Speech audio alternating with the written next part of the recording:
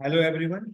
इन 2024 में sequence and series chapter से एक बहुत ही शानदार क्वेश्चन पूछा गया था, जो कि कॉमन टर्म्स के कॉन्सेप्ट के ऊपर बेस्ड है। तो देखिए, कॉमन टर्म्स के ऊपर कई बार क्वेश्चन पूछा जाता है जेईई मेंस में।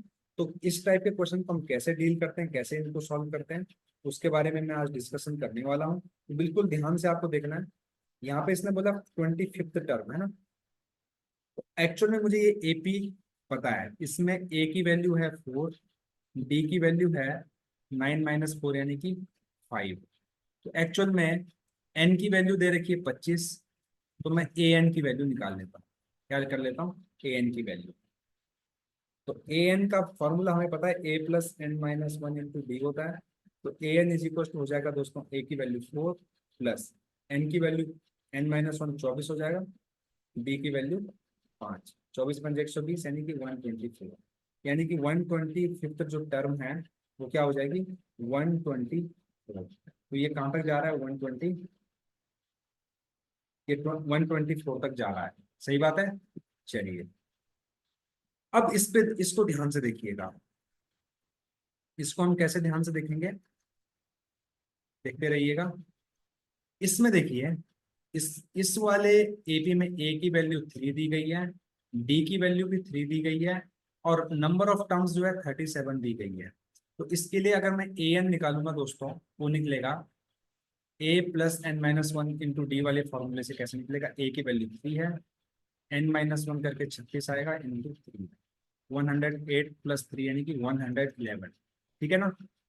111। तो ये वाली जो एपी है वो कुछ इस तरीके से मिली, 3 6 9 12 ऐसा करते हुए 111 तक।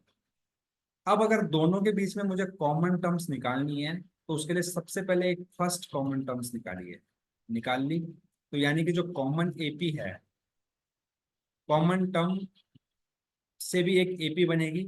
उस एपी के लिए ए की वैल्यू, फर्स्ट टर्म की वैल्यू 9 होगी। डी की जो वैल्यू होगी वो क्या होगी? एलसीएम ऑफ डी की जो वैल्यू होगी होगी एलसीएम ऑफ D1, D2। अब D1, D2 क्या है?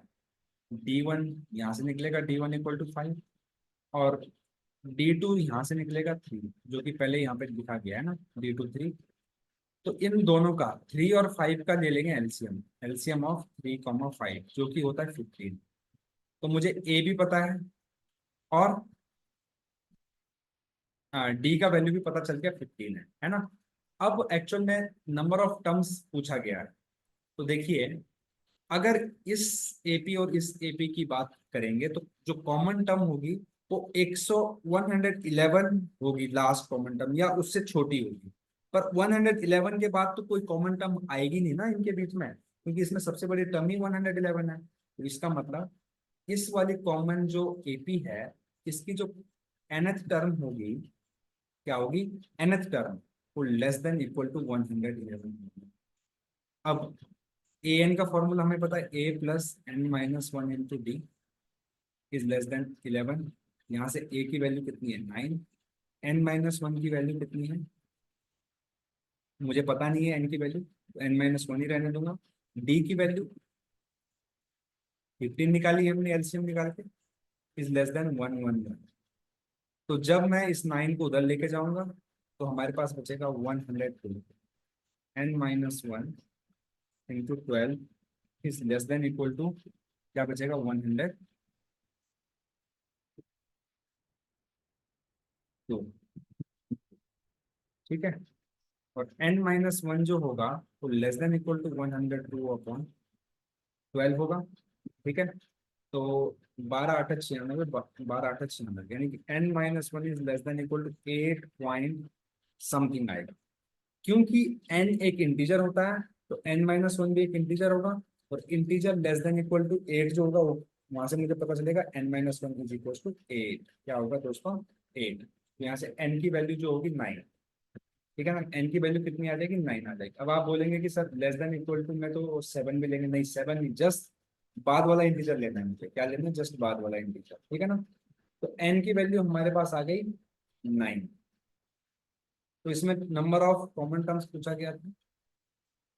अगर हमने कुछ गड़बड़ ना किया हो, हाँ हमने गड़बड़ ये कर दिया है कि यहाँ पर 15 की जगह डाल दिया 12, क्या डाल दिया 15 की जगह 12, तो यहाँ पे 15 रखेंगे अगर हम, कॉन्सेप्ट तो ऐसा ही होगा।